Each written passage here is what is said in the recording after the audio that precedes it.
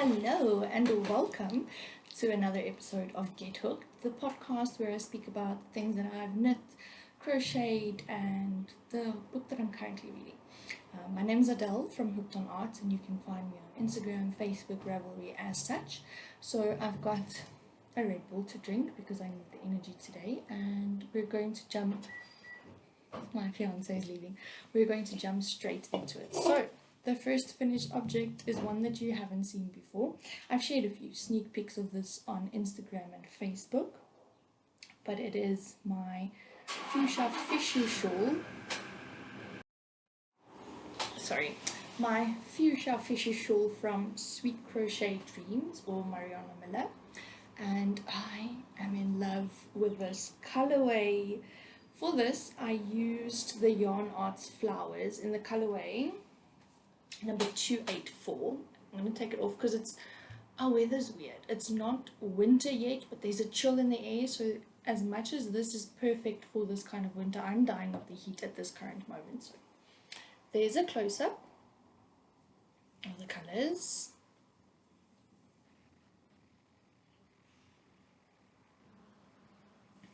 And I just love this fade. Okay, so Mariana is officially a crochet genius because she wrote this pattern so that you can, or she didn't write the pattern as that. She adjusted and adapted the pattern so that you can use a single Yarn Arts cake and you still get the same effect with the initial plan of the shawl. So instead of doing 3 different colors as per the pattern suggestion, you can use one ball of any Yarn Art flowers and you get the same effect. And I'm in love. I wash and blocked this yesterday, and I promise you this is going to be a staple in my wardrobe this year. Okay, so just a funny story about this. My friend and I, Dylan from Stitch C, planned on doing this shawl as a crochet along or a cowl. Obviously inspired by some of our really good friends, Bronwyn and May, but I'm a horrible cowl friend, especially if I'm in love with the pattern and the yarn. Yeah, I think I finished this in a week. I feel bad because we were supposed to motivate each other and I just kept going and going and going, and there was just no stopping me. The only thing I did do differently than the pattern is I added a little bit of a border. So I just did a row of single crochet right around the entire shawl because I had quite a bit of yarn left and I didn't feel like making tassels. So I opted for a little border just to give it some more structure after blocking. But yeah, first finished object, and I am in love. Cannot wait to wear this more. Alrighty. The second finished object is also a neck warmer, and it is the Sophie scarf from Petite Knit.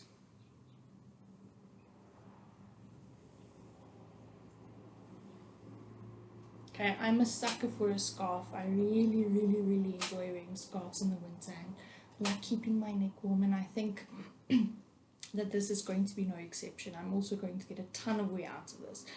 So this is actually a project that I started in January. I think I finished it in January as well, but I never sewed away the ends. I literally sewed away the ends the same evening that I sewed away the ends on the fuchsia fishy shawl. So I couldn't count this as a finished object until the ends were sewn in. Also, I'm told. I counted it as a finished object way back in January already, but my fiance begs to differ, and he says it's only a finished object once all the ends have been sewn in. So now it's a finished object. So I made this using I think it was a 4.5mm set of needles, just the straights. I didn't use anything fancy or circular, straight needles. And I made this using the Madame cotton yarn, which is a 49% cotton and 51% acrylic blend, and it's just gorgeous. I love the fabric that this creates. It's nice and stretchy, but also soft, but also still structured because of the cotton. So yeah, this is going to get a lot of wear. this coming winter. Okay, then I have one more finished object, and it's an amigurumi whale. Okay, so if you know me, I am obsessed with amigurumi. I love making toys and plushies and anything that you can stuff. I just love it. And this is a little pocket whale. It's the Waffle Whale by Yarn Over with Natasha, or Natasha Smits. I made this for my physio. So long story short, I snapped my Achilles end of last year, the tendon at the back of your foot, and it's been quite the rehab process. And my physio is busy with her masters, or at the time she was busy with her masters, and when she finished her masters, she said that she wants to take up some crocheting to make a plushie for her son's bedroom, because she's also very artsy and craftsy. She did cross stitch growing up and a bit of knitting, and she said when she's done with her masters she wants to take up a new hobby, preferably crocheting or painting. And I said she should definitely try crocheting, and then as like just a little bit of motivation or inspiration, I hope, I'm going to give this to her with my next appointment, which is next week. And yeah, I think she's going to love it. I think it's going to be perfect for her son's room, because she was telling me that she's redoing an entire bookshelf, and I think this would be the perfect little addition on the shelf. So I made this with a 2.5mm hook. It's a really easy to follow pattern, and I think it's available for free on her blog if I'm not mistaken. I can't remember where I got the pattern. I just had the pattern in my little file for, I think this is like the third one I've made. So I'm not sure if it's a free pattern, but go check her out, Yarn Over with Natasha. And I made this with Al's Pure Gold Double Knit in the colorway Titanium for the grey, and the white is Lily. And then I just added some, I think these are 8 or 10mm safety eyes, and yeah, I just love it. It's so cute, and I can't wait to give it to the physio. I think she's going to love it. And that's it for finished objects. I have 2 new whips to show you, but I'm going to keep them to the end, and I'm going to update you on the 3 whips I had the last time. So the first whip, I'm still busy with the flax sweater. So I'm a very slow knitter. I'm not going to fool myself and think that I can knit fast, and I don't want to knit fast because I'm enjoying the knitting, right? But I did make some good progress since the last time you saw this.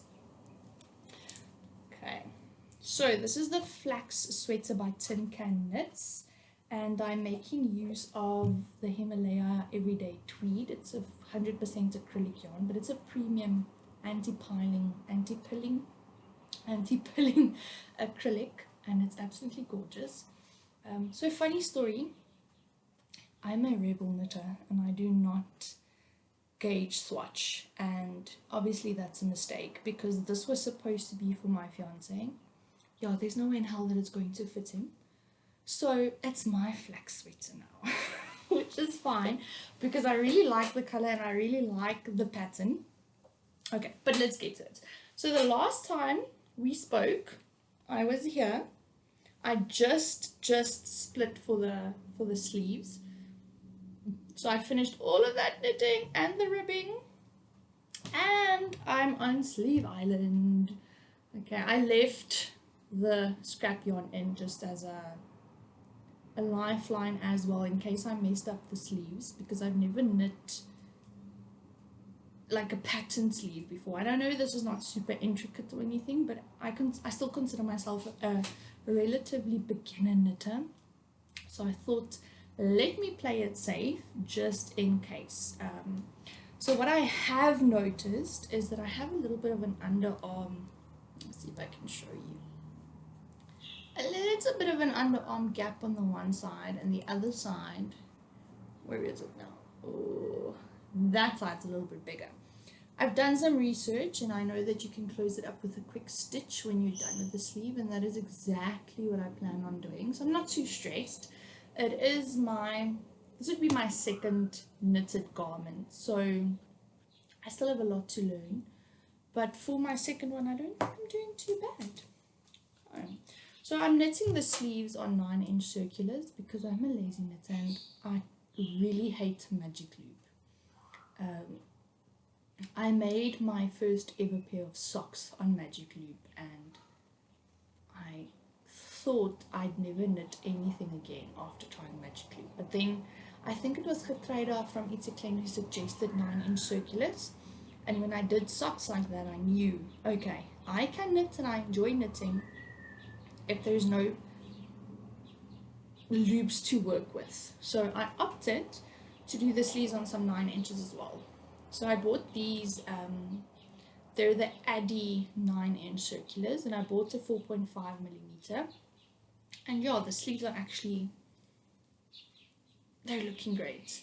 I'm not going to decrease as per the pattern suggestion because I don't like a tight fitting sleeve on a jersey. I prefer to have a loose fitting sleeve all the way, and then I'll maybe do a rapid decrease for the cuff, and then the ribbing will be tight. So I'll have a nice and loose fitting sleeve. Well, not super loose because I'm a tight knitter and my gauge is obviously off for this pattern, but it will definitely still be wearable. And yeah, I think it looks quite good. I think it's going to look really pretty and I'm excited for it. So yeah, that is the first whip. I'm going to move the progress key bar to the sleeve so that we can see how much progress I make next time. But I'm also enjoying this knit. I really enjoy straightforward knitting. It's not that I don't enjoy complicated knitting. I've made a ranunculus before. It was an absolute mess. My stitch count was a mess. My patterning was a mess. The flower is not in the right place. My short rows are off. But it was a good learning curve. And I'm definitely going to make another one. I think actually when I'm done with this flax, I'm going to attempt another ranunculus. But yeah, I'm learning and I'm enjoying it. And for me, knitting is about the enjoyment, not... I'm very much a process knitter, I'd say, and not a product knitter. So it's not about the finished object when it comes to knitting for me. It is about the process and the making of every stitch and just seeing it all come together. I'm having a lot of fun. So yeah, that is the flax sweater. I'm getting there, slowly but surely. Alrighty, up next, I'm excited about this one because in the previous episode, I didn't have a cable that was long enough. And I was stuck on the just after the short rows because all the stitches were being bunched up. So one day after school I drove to Double Eights and I bought a new 100cm cable, and I do not for one second regret that. I got the Knit Pro swivel cable, which is a life changer. Like, I know everyone says it's not about the tools, it's about the crafter, but proper tools do make the job a lot easier, trust me. Alright, so this is the Real Easy Raglan by Maker. The last time we were here, I just finished the short rows and I was still busy with the raglan increases, and yeah, I've also made quite some progress on this one, which is exciting because I think it's going to be gorgeous. These colors are just amazing. And I'm making this with Al's Color Crush in the colorway, whatever floats your goat. Okay, and it's a 200-gram skein and I haven't even finished one skein yet. So I think this yarn really takes you far. And those colors, I mean, are just amazing. And like, to be honest, I wasn't sure how the stripes would pan out, but as I'm working on it, I'm really happy. You can't even see really where the yarn changes color. It's not jagged, it's really stunning. And I'm excited to finish this one. Sure, I'm also making good progress. So let's move the progress keeper. I think I have like another, I'd say maybe another 10 or 15 centimeters on the body before I do the ribbing, and then I'll move on to sleeve island as well. Right, and this one I'm actually making, I think I did mention in the previous episode, the flax. I'm not making this with the correct size needle, and that's why it's a mess. Let me not call it a mess, let me call it a lesson. And that's why this jersey is a lesson. Okay, the Real Easy Raglan is actually the right size needle, so I think this one's fit is going to be much better. But yeah, exciting times. I'm really happy with how this one's coming together. Okay, the third work is something that I'm enjoying a lot, but it's also becoming the bane of my existence because puff stitches, I hate them. Okay, and this is the Hooked on Granny's blanket by Hooked on Sunshine, who is another South African designer with just the most creative brain when it comes to making granny square corners. I'm in love. Right, with the previous episode, I think I just finished 6 blocks. I never added a progress keeper, yeah. But yeah, look at those corners, guys. They are freaking magical. So with this pattern, every block is something different, something unique, and just something so stunning, absolutely beautiful. Like, they speak for themselves. Just look at that, gorgeous. So in the previous episode I was a bit in 2 minds. I wasn't sure if I wanted to make it a 6x6 blanket or if I want to make it a 2x8 throw, and I think I've decided that I'm making it a 2x8 throw just so that it goes over the bottom of the bed, which I think is something a little bit different. And with this pattern and with this color, I think it's going to be something very classic and timeless. So I'm making this with Al's cottons, the 4-ply and a 4mm hook, and yeah, I'm just in love with every single block that I've made, even though I despise some of them, because look at those puff stitches, guys. There's a lot of puff stitches. So yeah, I'm hoping to finish this one. This one actually has a deadline. When it comes to crochet, I'm not so much a process crocheter. I'm very much a product crocheter, sorry, because I want to see what it looks like when it's done. So I'm giving myself a deadline for this, and I'm hoping to finish it before the middle of the month. But whether that's realistic, we'll have to see. I'm really enjoying it. Alrighty, then I have a very exciting work, and this is the South of the Border blanket. And before I show you, I just have to tell you a quick story about this one.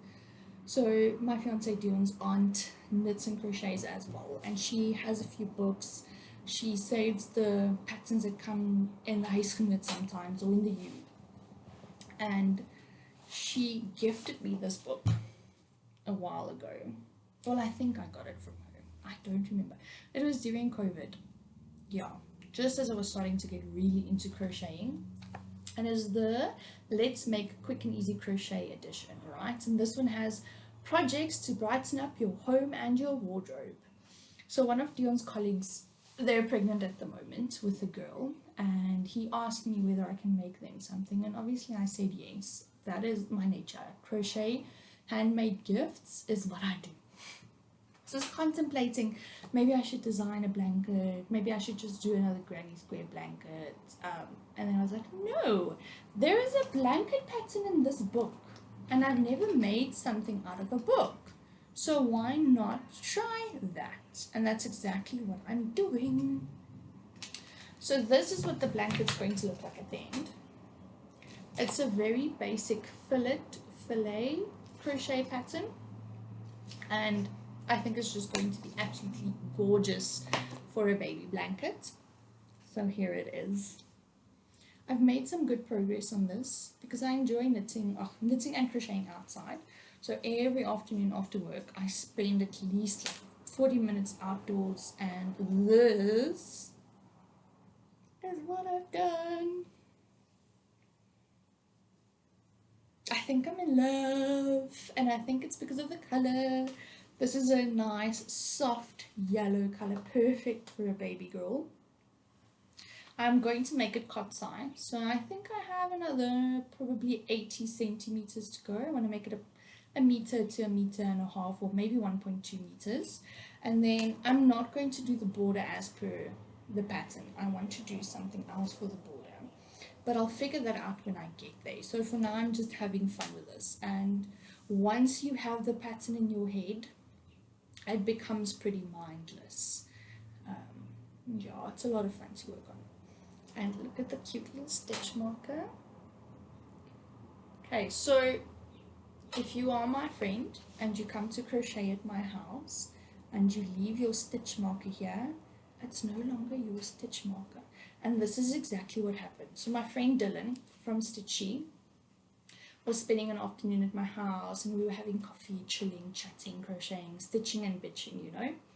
And when he left, I saw this in his seat, and I didn't tell him for a week, and I don't think he realized that he left it here. And then I think the one day I sent him a picture of a project that I was busy with, and this was on there, and he was like, oh, my stitch marker. I was wondering where that was. And I'm like, no, it's not your stitch marker. It is mine now. But yeah, so he's also a major It's Klein fan, Cradle, and she made these stitch markers, and now it's mine. And I think it matches the project perfectly. Alright, and the yarn that I'm using for this pattern, it's Al Yarn's Babykins in the colorway Ducky. It's a 50-gram ball, and if you look at this, I've used a 50-gram ball already. So this pattern actually does not chow a lot of yarn, which is a winner in my eyes. I'm having a lot of fun with this one. I'm not actually very sure when the baby's coming. I think it might be a July baby, but I'm not too sure. But it should be done before the baby arrives. Okay, then one last very exciting work, you guys. So, I don't know if you know, but I'm an Al Yarns brand ambassador. So, Al Yarns is a company that spins and dyes yarn right here in South Africa. And when I entered the competition, well, not a competition, it was basically just a form to fill in. So, when I entered, and I guess you could call it apply, when I applied to become a brand ambassador, not for 1 second did I think that it will actually happen. Okay, and I think it was last year, June or July, when I applied for this, and for months I didn't hear anything, and I'm like, oh no, it's fine, I'm never going to make it anyway, so let's move on with life. And then in November I got an email, and they were like, you have been chosen to be an Al Yarns brand ambassador, and I nearly died. Okay, so Al sent me something very special. Let me see. I actually have the pack here. It's a brand new yarn, brand new colorway. Okay. It's this, and if you follow me on Instagram, you would have seen this. It's their Rodeo Chunky Yarns. Okay, and this time, all the ambassadors, we were just told, you're getting a package. Excuse me. It's a new base in a new color. Do what you always do. With the previous time we got a random package, we were given a challenge. So here's a ball of yarn. Can you make a scarf and a beanie with this ball? Which obviously we did. It was a lot of fun.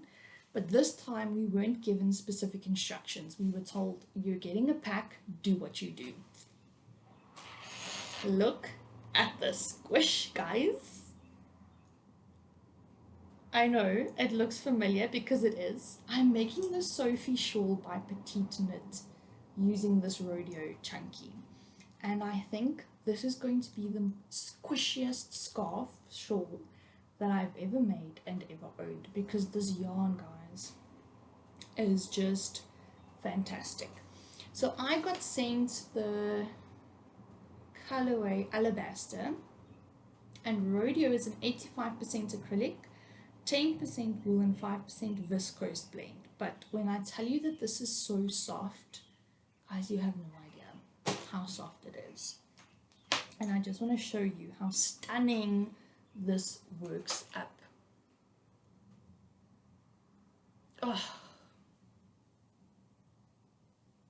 I am in love.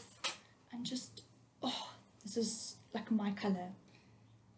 So yeah, I'm very excited for this winter because I'm going to be warm in all the neck accessories that I've been making and the neck accessories that I'm going to be making. But yeah, this is just such a gorgeous pattern. It's pretty mindless knitting. There are a few increases and then a few decreases with a very straightforward I-cord edging, and the stretch, the squish in this yarn, it's just beautiful. So I'm making this on, what are these, 6.5mm needles. And yeah, there's not much to say because it's a very straightforward pattern. It's just knit, knit, knit, knit, knit, knit, knit. And you're going to end up with this gorgeous garter stitch shawl.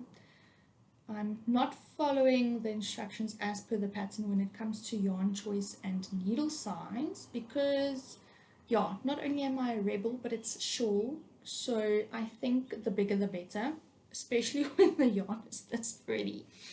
So yeah, I'm excited to show you the progress on this one. Oh, I don't have more progress with this, but I'm going to put one in after I'm done filming, and we can keep progress on that.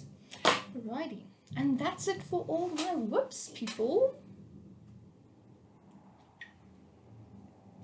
Okay, then I started a new book. So I finished Taka Taka Boom Boom. I really enjoyed it. I enjoyed his writing style. And now I'm reading From Cradle to Stage by Virginia Hanlon Grohl, which is David Grohl's mother.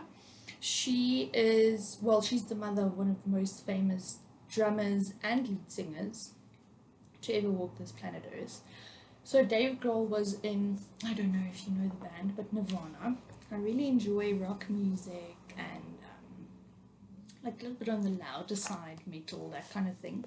So I'm reading this book and she's speaking about her own experiences raising a rock star basically, and how Dave went from being this child that just sang along on road trips to headlining massive shows on stage, not only for Nirvana but then later for Foo Fighters as well. And then she speaks to other mothers as well. So Dr. Dre's in here, the lead singer from REM, I think it's Stipe? Is it Stipe? Yeah, Michael Stipe, John Michael Stipe. So she goes around and speaks to all these parents to find out how they managed it, because most musicians that make it this big dropped out of school and they pursued a career and pursued a passion, and obviously done so successfully. So she wanted to speak to these mothers to see how they all dealt with it, and it's actually quite inspiring to see how many of these mothers actually stood steadfast behind their children's dreams and passions, and how something as silly as just having your own mother in your corner can make or break a career. So yeah, I'm excited. I haven't been reading that much, I'm not that far in yet, but what I've been reading I've really enjoyed. Yeah, that's it. Thanks for joining in, and I hope to see you with the next one. Stay hooked.